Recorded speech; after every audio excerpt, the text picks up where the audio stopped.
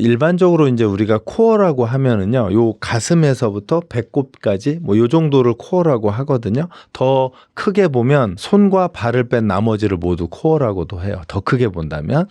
근데 이제 우리가 코어 근육이라고 하면 크게 두 가지로 구분되거든요. 하나는 호흡을 통해서 강화되는 근육이 있어요. 얘는 근력 운동으로는 절대로 안 돼요. 근데 이제 그 근육은 우리 몸에 깊숙한 곳에 있어요. 그래서 뭐 횡격막이라든지 골반 기저근, 그다음에 멀티피더스라고 하는 허리 뒤에 있는 근육, 그다음에 복행근이라고 해서 그 횡으로 되어 있는 그런 근육들은 호흡을 통해서 강화되거든요. 그래서 호흡의 이 크기, 흡기와 호기, 공기를 마시는 것과 뱉는 동작이 커지면 그 근육들이 사용돼요.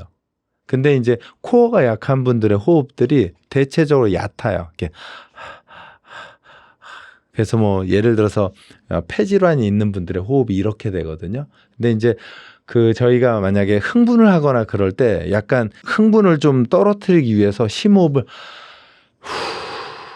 이렇게 큰 호흡을 했을 때 아까 제가 말씀드린 근육들이 사용되거든요. 그래서 만약에 지금 앉은 상태에서 또는 누워있는 상태에서 내가 코어를 강화시키고 싶다 그러면 최대한 깊게 마시고 최대한 깊게 뱉으면 그 코어 근육이 생깁니다. 대체적으로는 예를 들어서 뭐 마실 때 6초, 뱉을 때 10초 이렇게 길게 하거든요. 그게 어려우시면 뭐 마시는 거 3초, 뱉는 거 5초 이런 식으로 해서 점점 늘려가시면 코어 근육이 탄성이 생기면서 척추 기립근이라고 하는 척추를 좀 더 강하게 잡아주는 힘을 갖게 됩니다. 지금 말씀하신 뭐 플랭크라든지 셋업이라든지 이런 근육들은 움직여서 만드는 코어 근육인데요. 이 근육들은 대체적으로 우리 몸의 바깥쪽에 있어요. 근데 우리 척추는 우리 몸의 안쪽에 있잖아요. 그 근육은 플랭크로는 쉽지 않아요. 호흡이 동반된 또는 호흡을 잘한 상태에서의 플랭크라든지 셋업이라든지 이런 동작을 통해서 만들 수가 있게 되는 거죠. 그래서 그런 분들 굉장히 많아요. 저 코어 운동 엄청 많이 했는데요. 근데 보면 코어에 힘이 하나도 없어요. 이유는 호흡을 뺀 상태에서 코어 운동을 하면 밖에 있는 근육만 강화되기 때문에 그렇거든요. 예를 들어서 심호흡을 크게 하는 것, 크게 마셔서 이렇게 하루에 뭐 수십 번, 많게는 수백 번 하는 것만으로도 충분히 운동이 될 수 있고요. 더 중요한 거는 이 호흡이 우리의 그 스트레스 받는 멘탈을 편안하게 떨어뜨려줘요. 그래서 만약에 뭐 직장에서 또는 공부를 하면서 또는 뭐 집에서 스트레스 받는 일이 생기면 이 심호흡을 5번 이상 하시면 아마 스트레스 받은 게 거의 반 이상은 날아갈 거예요. 저는 개인적으로 저도 이제 나이가 좀 있다 보니까 자다가 깨는 경우 있어요. 잠 깨면 저는 그냥 그 상태에서 코로 마시고 입으로 뱉는 호흡을 그냥 10번 정도 크게 해요. 이렇게 하면 저도 모르게 다시 잠이 들어요. 근데 이제 그때 핸드폰을 꺼내면 큰일이죠. 그래서 만약에 자다가 잠이 깨거나 아니면 잠이 잘 들지 않으면 이 심호흡을 하면 우리 몸이 편안해지는 동작으로 들어가거든요. 그래서 심호흡이 여러모로 건강에 도움이 많이 되는 동작들입니다. 젊은 여성 또는 중년의 마른 여성인데 또는 마른 남성인데 내장 지방이 많은 경우가 있어요. 이거는 그냥 식사만 조절을 해서 그냥 몸을 말려버린 거죠. 근데 이제 우리 몸은 사실은 근육이 움직이면서 에너지를 쓰게 되어 있거든요.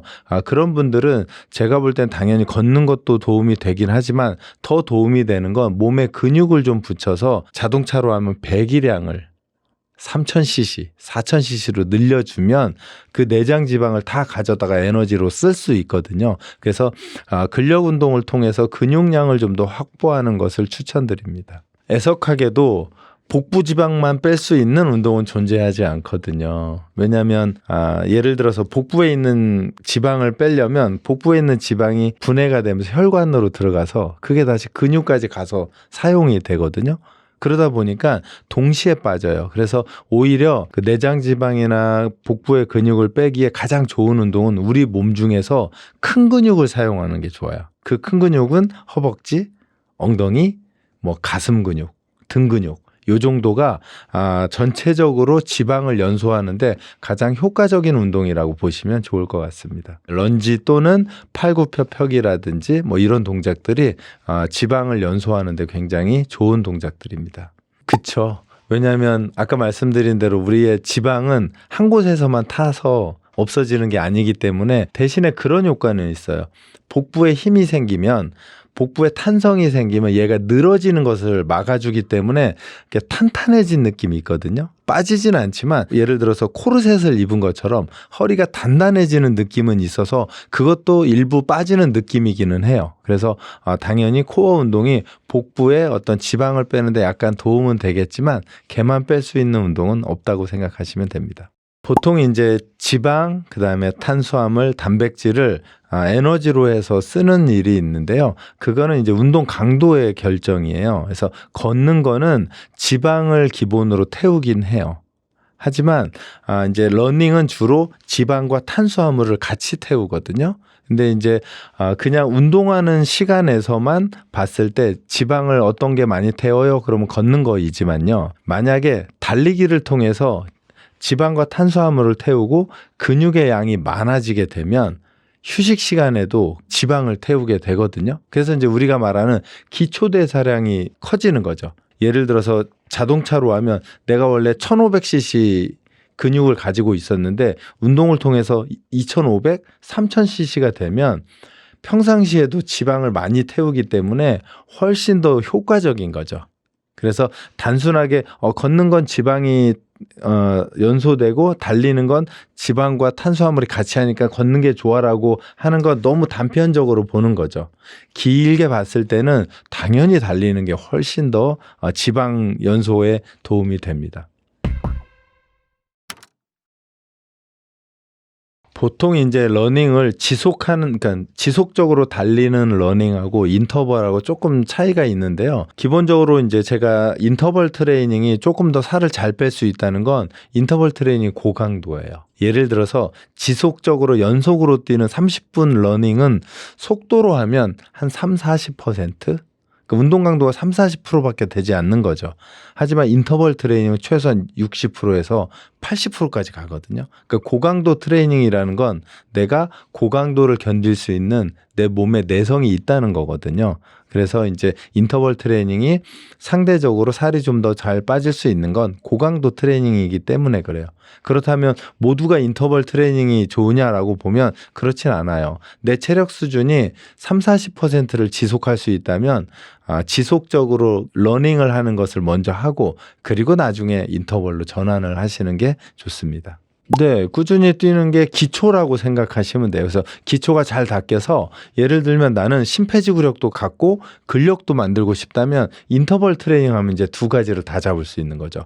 유산소성하고 무산소성 트레이닝을 같이 하니까 순환기계도 좋아지고 근골격계의 근육도 커지는 그런 효과를 가질 수 있죠. 물론 운동 강도가 세기 때문에 무지 힘듭니다. 선수들도 가장 힘들어하는 게 인터벌 트레이닝이거든요. 이제 마라톤까지는 아니더라도 러닝을 많이 하는 분들은 마지막에 피니시할 때 좀 빠르게 달리거든요. 이제 빠르게 달리려면 달리기 자체를 고강도로 좀 가져가야 되니까 최소한 속도를 70-80% 이상 올려야 그 마지막 피니시를 좀 빠르게 들어올 수 있어서 그렇게들 운동을 하십니다. 기본적으로 이제 아무래도 그 고도 비만이라는 건 사실 그분이 활동을 많이 안 했다는 뜻이라 만약에 고도 비만이신 분들한테 추천을 드릴 것은 우선 뭐 당연히 식사량에 대한 조절이 좀 필요할 것 같고요. 그 다음에 이제 두 번째는 특별한 운동보다는 내 몸을 좀 계속 좀 많이 움직이는 것. 여기서부터 먼저 시작하셔야 될 것 같아요. 왜냐하면 고도비만 분들은 아무래도 의자나 소파 같은 곳에 오래 앉아 있으니까 그 앉아 있는 시간을 줄이면서 활동량을 늘려가면서 활동량이 늘어나면 거기에 가볍게 좀 빠르게 걷는 동작 이러면서 빠르게 걷는 게 되면 가볍게 뛰는 동작 이런 식으로 점차적으로 늘려가야죠. 왜냐하면 운동을 안 하신 분들이 운동을 과격하게 하면 몸에 염증 반응이 생기면서 다음날 너무 힘드니까 하기 싫어지거든요. 그래서 조금 시간은 걸리더라도 이렇게 점차적으로 하는 게 도움이 될 것 같습니다. 저도 지금 건강 관리를 하고 있는데요. 어렵습니다. 아주 어렵고요. 아주 어렵고 아주 복잡한 것 같아요. 그래서 제가 이제 구독자들에게 추천드리는 건 올바른 정보가 좀 필요합니다. 내가 건강을 지키는 데 있어서 올바른 정보를 알고 있는 게 중요하고요. 두 번째는 이제 그 올바른 정보를 실천하는 게 필요하고요.